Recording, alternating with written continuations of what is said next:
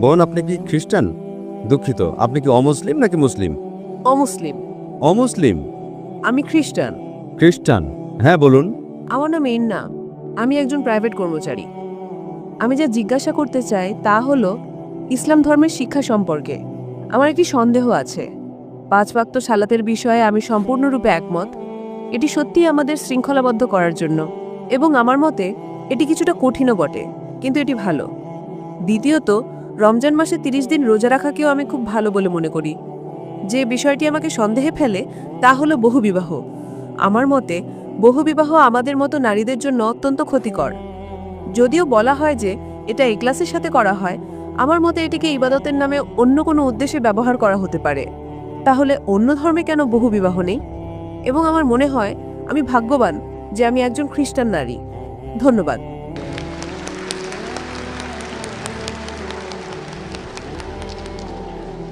আমি যদি প্রশ্নটি সঠিকভাবে শুনে থাকি, তাহলে বোনের প্রশ্ন হলো, তিনি ইসলামের বহুবিবাহ প্রথার সাথে একমত নন। হ্যাঁ।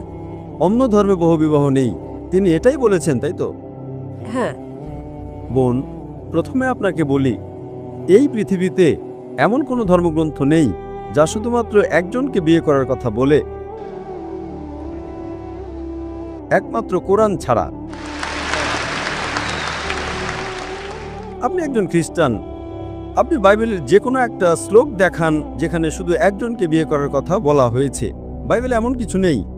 এই পৃথিবীতে কোরআন ছাড়া আর কোনো ধর্মগ্রন্থ নেই যেখানে শুধুমাত্র একজনকে বিয়ে করার কথা বলা হয়েছে, একমাত্র কোরআন ছাড়া। আপনি বাইবেল পড়ুন, বাইবেলের কোথাও বলা নেই যে আপনার কেবল একজন স্ত্রীকেই বিয়ে করা উচিত। আপনি কি দেখাতে পারবেন, বোন?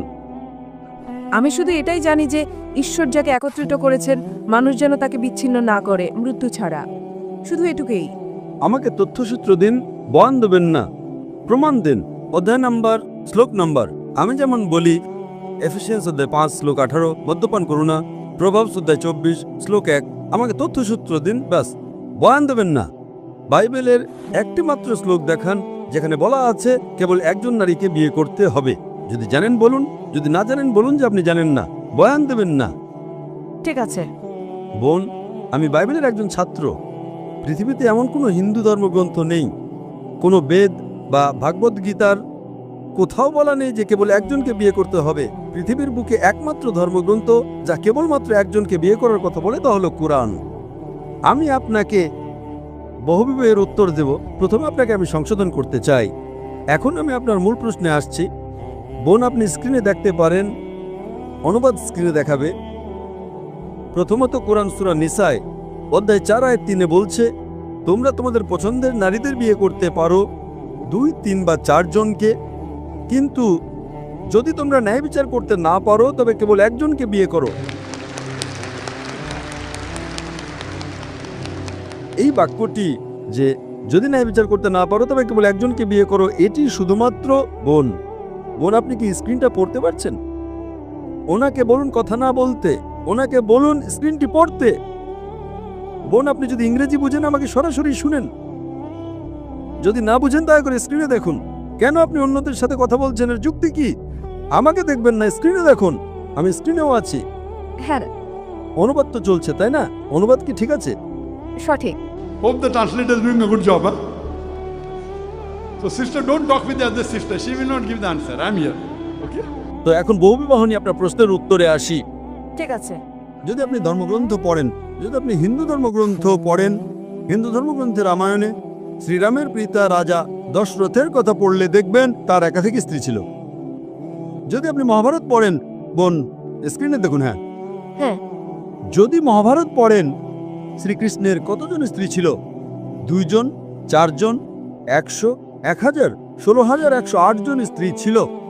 শ্রীকৃষ্ণের 16,108 জন স্ত্রী ছিল, তাহলে মুসলমানরা সর্বোচ্চ 4 জন রাখতে পারবে না কেন? যদি আপনি বাইবেল পড়েন, বাইবেল অনুসারে আব্রাহামের 3 জন স্ত্রী ছিল, সলোমনের 700 জন স্ত্রী ছিল। বোন, আপনি কি খ্রিস্টান? তিনি খ্রিস্টান। হ্যাঁ। সলোমনের 700 জন স্ত্রী ছিল, আব্রাহামের 3 জন স্ত্রী ছিল। বাইবেলের কোথাও বলা নেই কেবল একজনকে বিয়ে করার কথা, কোথাও নেই। কিন্তু কোরআন বলছে সূরা নিসা অধ্যায় নম্বর 4 আয়াত নম্বর 3-এ তোমাদের পছন্দের নারীদের বিয়ে করো 2, 3 বা 4 জনকে, কিন্তু যদি ন্যায় বিচার করতে না পারো তবে কেবল একজনকেই বিয়ে করো। ইসলামের এই বিধানের যৌক্তিক কারণ কি? আপনাকে একটা কথা বলি, ইসলামে বহুবিবাহ বাধ্যতামূলক নয়। এটা বাধ্যতামূলক নয় যে আপনাকে একাধিক বিয়ে করতেই হবে, It is mubah, optional. বাধ্যতামূলক নয়। কিন্তু যদি আপনি একাধিক বিয়ে করেন এবং ন্যায় বিচার করতে না পারেন তবে আপনি সমস্যায় পড়বেন। ঠিক। তাই আপনি যদি একাধিক বিয়ে করতে পারেন, কিন্তু আপনাকে আপনার স্ত্রীদের মধ্যে ন্যায়পরায়ণ হতে হবে। কি কারণে ইসলাম কিছু পুরুষকে একাধিক স্ত্রী রাখার অনুমতি দিয়েছে? আজকের বিজ্ঞান আমাদের বলে যে প্রাকৃতিকভাবে পুরুষ এবং নারী প্রায় সমান অনুপাতে জন্মগ্রহণ করে, কিন্তু আজকের চিকিৎসা বিজ্ঞান আমাদের বলে যে শিশু পুরুষের চেয়ে শক্তিশালী, সে পুরুষের চেয়ে ভালোভাবে রোগের বিরুদ্ধে লড়তে পারে। এই কারণেই শৈশবে শিশুকন্যাদের তুলনায় পুরুষ শিশুদের মধ্যে মৃত্যুর হার বেশি। প্রথমে আপনাকে বলি যে আপনি পুরো পৃথিবী দেখছেন, আজ যদি আপনি বিশ্লেষণ করেন তবে দেখবেন শুধুমাত্র নিউ ইয়র্কেই পুরুষের চেয়ে 10 লক্ষেরও বেশি নারী রয়েছে। শুধুমাত্র মার্কিন যুক্তরাষ্ট্রে পুরুষের চেয়ে 40 লক্ষেরও বেশি নারী রয়েছে। শুধুমাত্র রাশিয়াতেই 1 কোটিরও বেশি নারী রয়েছে। তাই আল্লাহ সুবহানাহু ওয়া তাআলা জানেন যে সারা বিশ্বে পুরুষের চেয়ে কত লক্ষ নারী বেশি।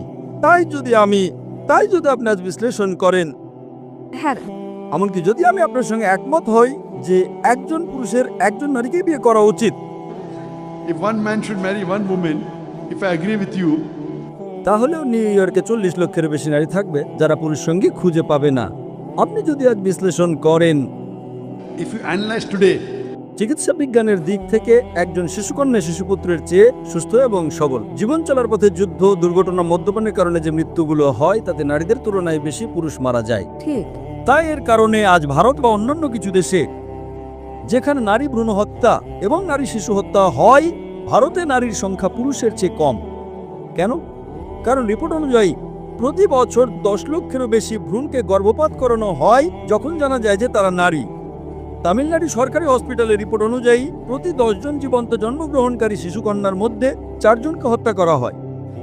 এর কারণে ভারত এবং অন্যান্য কিছু দেশে নারী জনসংখ্যা কম। কিন্তু যদি আমরা এই শিশুকন্যা হত্যা, এই ভ্রূণ হত্যা বন্ধ করি, তাহলে ভারতেও নারী জনসংখ্যা পুরুষ জনসংখ্যার চেয়ে বেশি হয়ে যাবে।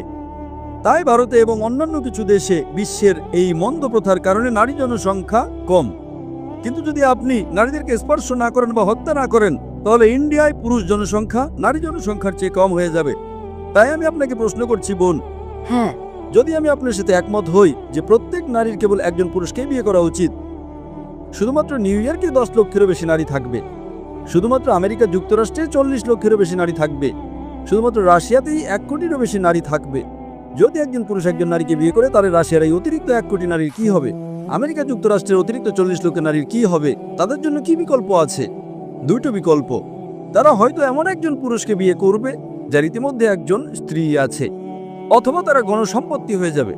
গণসম্পত্তি কত কঠিন একটি শব্দ, এটাই সবচেয়ে মার্জিত শব্দ যা আমি ব্যবহার করতে পারি বোন।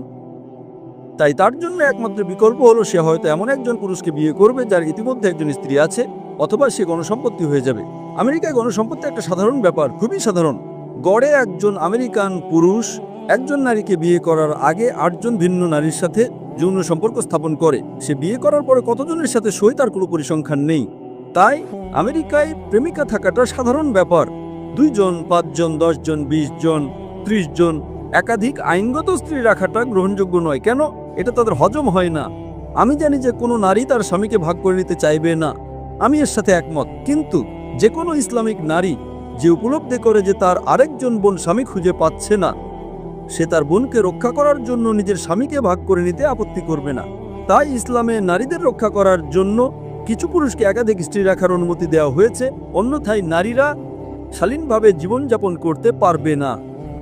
দেখেন, আজ ওয়েস্টার্ন কালচার যা নারীর অধিকার এবং নারী স্বাধীনতার কথা বলে, সেটা আসলে তার ভরণ পোষণ, তার ইজ্জতের অবমাননা এবং তার আত্মার অবক্ষয়ের একটি ছদ্মবেশ ছড়া, আর কিছুই না। শিল্প এবং সংস্কৃতির নামে তারা কি করছে? তারা আমাদের মায়েদের বিক্রি করছে, আমাদের কন্যাদের বিক্রি করছে। তাই ইসলাম নারীকে রক্ষা করে এবং হিজাবের পাশাপাশি একটি কারণ হলো কিছু পুরুষকে একাধিক স্ত্রী রাখার অনুমতি দেয়া, যাতে করে তারা নারীদের রক্ষা করতে পারে। তাই ইসলাম কিছু পুরুষকে একাধিক স্ত্রী বিয়ে করার অনুমতি দিয়েছে যাতে তারা নারীদের রক্ষা করতে পারে। এবং আরো বিস্তারিত উত্তরের জন্য আপনি আমার ভিডিও ক্যাসেট ইসলামের নারীর অধিকার আধুনিকতার নাকি সেকেলে দেখতে পারেন। আশা করি এটি আপনার প্রশ্নের উত্তর, বোন। আপনাকে অনেক ধন্যবাদ। শুভ সন্ধ্যা ডক্টর জাকির। আমার নাম শাহ, আমি মনোবিজ্ঞানের ছাত্রী। আমি আপনার আগের লেকচারে অংশ নিয়েছিলাম UITM শাহ আলামে। আমি অবশ্যই বলবো যে আমি আপনার লেকচার খুব উপভোগ করেছি। আজও আমি আপনার লেকচার উপভোগ করেছি। আমার প্রশ্ন আগের লেকচার সম্পর্কে। আপনি বলেছিলেন বিশ্বজনীন ভ্রাতৃত্ব সম্পর্কে UITM শাহ আলামে। একটা সময়ে প্রশ্নোত্তর পর্ব চলাকালীন আপনি উল্লেখ করেছিলেন যে আপনি খ্রিস্টানদের চেয়ে বেশি খ্রিস্টান ছিলেন। এখন আমি নই, আমি যা জানি তা থেকে বলছি, একজন ব্যক্তি খ্রিস্টান হয় যদি তারা খ্রিস্ট ধর্মের দীক্ষা নেয় অথবা তারা যীশু খ্রিস্টকে তাদের ব্যক্তিগত রক্ষাকর্তা হিসেবে গ্রহণ করে, কেবল তখনই একজন ব্যক্তি খ্রিস্টান হয়। তো আমি শুধু জানতে চেয়েছিলাম ঠিক কিভাবে আপনি নিজেকে খ্রিস্টানদের চেয়ে বেশি খ্রিস্টান হিসেবে উল্লেখ করতে পারেন, এটুকুই। বোন একটি খুব ভালো প্রশ্ন জিজ্ঞাসা করেছেন। তিনি একটি খুব ভালো প্রশ্ন জিজ্ঞাসা করেছেন। তিনি শাহ আলমে আমার কথা শুনেছেন এবং এখানেও তিনি একটি প্রশ্ন জিজ্ঞাসা করেছেন যে আমি বলেছিলাম যে আমি খ্রিস্টানদের চেয়ে বেশি খ্রিস্টান। তো আমি কিভাবে একজন খ্রিস্টান হতে পারি যদি আমি বাপ্তিস্মা না নিয়ে থাকি, যদি আমি বিশ্বাস না করি যীশু খ্রিস্ট ঈশ্বর? বোন, আপনি আমাকে সঠিক উদ্ধৃত করেছেন, কিন্তু আপনি আমার সম্পূর্ণ উদ্ধৃতি দেননি। আমি খ্রিস্টানদের চেয়ে বেশি খ্রিস্টান বলার আগে আমি একটি বিবৃতি দিয়েছিলাম, যদি খ্রিস্টান মানে এমন একজন ব্যক্তি যিনি যীশু খ্রিস্ট আলাইহিসসালামের শিক্ষা অনুসরণ করেন, তবে আমরা মুসলমানরা খ্রিস্টানদের চেয়েও বেশি খ্রিস্টান। সেটা বলার আগে একটি মানদণ্ড ছিল, যদি খ্রিস্টান মানে এমন একজন ব্যক্তি যিনি বিশ্বাস করেন যীশু খ্রিস্ট আলাইহিসসালামের শিক্ষায়, তবে আমি খ্রিস্টানদের চেয়েও বেশি খ্রিস্টান। এবং তারপর আমি বলেছিলাম যে বাইবেল বলে যে যীশু খ্রিস্ট আলাইহিসসালামের ৮ম দিনে খতনাকৃত হয়েছিলেন। অধিকাংশ খ্রিস্টান খতনাকৃত নয়, সমস্ত মুসলমান খতনাকৃত। বাইবেল এফিসিয়েন্স বই অধ্যায় 5 আয়াত 18-তে বলে মদ পান করো না। হিতোপদেশ বই অধ্যায় 20 আয়াত 1-এ বলে মদ পান করো না। সামগ্রিকভাবে মুসলমানরা মদ পান করে না, কিন্তু খ্রিস্টানরা করে। বাইবেল লেবীয় পুস্তক অধ্যায় 11 আয়াত 7 এবং 8-এ বলে শূকরের মাংস খেও না। দ্বিতীয় বিবরণ বই অধ্যায় 14 আয়াত 8-এ বলে শূকরের মাংস খেও না। ইসাইয়া বই অধ্যায় 65 আয়াত 2 থেকে 5-এ বলে শূকরের মাংস খেও না। আমরা মুসলমানরা শূকরের মাংস খাই না, কিন্তু খ্রিস্টানরা খায়। বাইবেল বলে হিজাব করো, যে তুমি মাথা ঢেকে রাখো। বাইবেল দ্বিতীয় বিবরণ বই অধ্যায় 22 আয়াত 5-এ বলে, প্রথম তিমথিয় অধ্যায় 2 আয়াত 9, প্রথম করিন্থীয় অধ্যায় 11 আয়াত 5 এবং 6-এ হিজাব করো। সামগ্রিকভাবে মুসলমানরা হিজাব করে, কিন্তু খ্রিস্টানরা মাথা ঢেকে রাখে না। যদি খ্রিস্টান মানে এমন একজন ব্যক্তি যিনি যীশু খ্রিস্টের শিক্ষা অনুসরণ করেন, আমরা মুসলমানরা খ্রিস্টানদের চেয়েও বেশি খ্রিস্টান। কিন্তু ওটাই আমার পয়েন্ট। খ্রিস্ট ধর্ম মানে এমন একজন ব্যক্তি নয় যিনি খ্রিস্টের শিক্ষা অনুসরণ করেন, কারণ নাসরের যিশু একজন ইহুদি ছিলেন। তাহলে এটার মানে কি? তিনি ইহুদি হিসেবে জন্মগ্রহণ করেছিলেন, তিনি ইহুদি জীবনযাপন করেছিলেন এবং তিনি ইহুদি হিসেবে মারা গিয়েছিলেন। তাই আপনি যদি নাসরের যিশুর শিক্ষা অনুসরণ করেন, এটা আপনাকে খ্রিস্টান বানাবে না, এটা আপনাকে ইহুদি বানাবে, কারণ তিনি আপনাকে ইহুদি শিক্ষা দিয়েছিলেন। তবে নাসরের যিশুকে আপনার ব্যক্তিগত ত্রাণকর্তা হিসেবে গ্রহণ করা এবং কেবল তার মাধ্যমেই আপনি স্বর্গে যেতে পারেন, তবে সেটা ডক্টর জাকির আপনাকে খ্রিস্টান বানাবে। বাইবেলের একটি আয়াত দেখান যা বলে যে যীশু খ্রিস্টকে আপনার ত্রাণকর্তা হিসেবে গ্রহণ করলে আপনি স্বর্গে যাবেন। আমাকে সম্পূর্ণ বাইবেলে একটি দ্ব্যর্থহীন উদ্ধৃতি দিন যেখানে যীশু খ্রিস্ট নিজেই বলেছেন যে আমি ঈশ্বর, অথবা যেখানে তিনি বলেছেন আমার উপাসনা করো, আমি আজই আপনার খ্রিস্টান ধর্ম গ্রহণ করব। আপনি যা বলছেন তা চার্চের শিক্ষা, বাইবেলের নয়। হ্যাঁ, ঠিক তাই, কারণ চার্চ থেকে আপনি পান। বোন, হ্যাঁ। আপনি একটি ধর্ম বুঝতে চান, ধর্মগ্রন্থ পড়ুন, অনুসারীদের দিকে তাকাবেন না।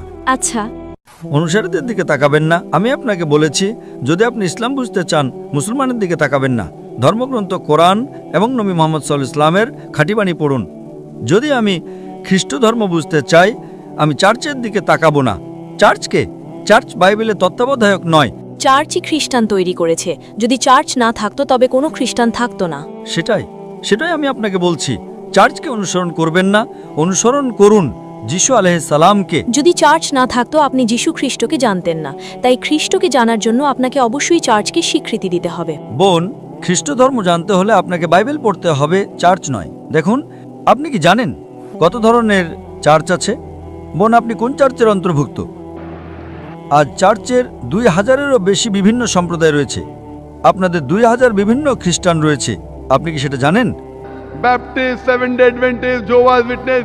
আপনি কোন চার্চের অন্তর্ভুক্ত? 2000 বিভিন্ন ধরনের চার্চ। আপনি কি সেটা জানেন? হ্যাঁ আমি জানি, আমি খুব সচেতন। তাহলে আপনি কি বলতে চান যে এখানে 2000 বিভিন্ন ধরনের খ্রিস্টান? হ্যাঁ আমি সেই কারণে বোন, যদি আপনি খ্রিস্ট ধর্ম বুঝতে চান, বাইবেল পড়ুন। যদি আপনি যীশু খ্রিস্টের শিক্ষা জানতে চান, চার্চে যাবেন না, বাইবেলে যান। একটুও দ্ব্যর্থহীন উক্তি নেই সম্পূর্ণ বাইবেলে, যেখানে যীশু খ্রিস্ট নিজে বলেছেন যে আমি ঈশ্বর, অথবা যে আমার উপাসনা করো। সুতরাং যখন যীশু খ্রিস্ট বলেননি, যদি আপনি যীশু খ্রিস্টকে সর্বোচ্চ কর্তৃপক্ষ মনে করেন, যাকে আমি একজন রাসূল মনে করি, রাসূল চার্চের চেয়ে অনেক শ্রেষ্ঠ। সম্পূর্ণ বাইবেলে একটিও দ্ব্যর্থহীন উক্তি নেই যেখানে যীশু খ্রিস্ট নিজে বলেছেন যে আমি ঈশ্বর, অথবা যে আমার উপাসনা করো। হ্যাঁ আপনার এই মনোভাবের কারণে 2000 বিভিন্ন চার্চ এবং 2000 বিভিন্ন ধরনের খ্রিস্ট ধর্ম রয়েছে। আপনি কোন খ্রিস্ট ধর্ম অনুসরণ করবেন? যদি আপনি ইসলাম অনুসরণ করতে চান, কোরআন এবং মুহাম্মদ সাল্লাল্লাহু আলাইহি ওয়াসাল্লামের খাঁটি হাদিস পড়ুন। যদি আপনি হিন্দু ধর্ম অনুসরণ করতে চান, বেদ এবং উপনিষদ পড়ুন। যদি আপনি খ্রিস্টান হতে চান, বাইবেল পড়ুন। যদি আপনি এইসব ধর্মগ্রন্থ পড়েন, আপনি এক সত্য ধর্মের কাছাকাছি যাবেন। সেই ঈশ্বর এক ঈশ্বর, যার কোনো প্রতিমূর্তি নেই। সেই ঈশ্বর এক ঈশ্বর, যার কোনো সন্তান নেই, পিতামাতা নেই। এবং যীশু খ্রিস্ট আলাইহিস সালাম গসপেল অফ জন অধ্যায় 16 আয়াত 12 থেকে 14-তে বলেছেন, আমার তোমাদের অনেক কিছু বলার আছে, কিন্তু তোমরা এখন তা সহ্য করতে পারবে না। যখন সেই সত্যের আত্মা আসবেন, তিনি তোমাদের সমস্ত সত্যের পথে পরিচালিত করবেন। তিনি নিজের থেকে কথা বলবেন না, যা শুনবেন তাই বলবেন। তিনি আমাকে মহিমান্বিত করবেন। আচ্ছা, এখানে যীশু খ্রিস্ট আলাইহিস সালাম শেষ এবং চূড়ান্ত রাসূল নবী মুহাম্মদ সাল্লাল্লাহু আলাইহি ওয়াসাল্লামের আগমনের কথা বলছেন। তাই তিনি সবাইকে বলছেন শেষ এবং চূড়ান্ত রাসূলকে অনুসরণ করতে। কিন্তু আপনারা অনুসরণ করতে চান না, কারণ যদি সবাই শেষ এবং চূড়ান্ত রাসূলকে অনুসরণ করে, তাহলে কে চার্চকে অনুসরণ করবে? যীশু খ্রিস্ট কখনো বলেননি চার্চকে অনুসরণ করো। বাইবেলের কোন আয়াত সেটা বলে? বাইবেলের কোন আয়াত? তাই আপনাকে যা বুঝতে হবে, যীশু খ্রিস্ট আলাইহিস সালামের শিক্ষা পড়ুন। যে কেউ আপনাকে দূরে নিয়ে যেতে চায় যীশু খ্রিস্ট আলাইহিস সালাম থেকে, সে ভালো নয়। সেই কারণে আমি বলেছিলাম যে যদি খ্রিস্টান মানে এমন একজন ব্যক্তি যিনি যীশু খ্রিস্ট আলাইহিস সালামের শিক্ষা অনুসরণ করেন, আমি খ্রিস্টানদের চেয়েও বেশি খ্রিস্টান। যীশু খ্রিস্ট খতনাকৃত ছিলেন, আমি খতনাকৃত।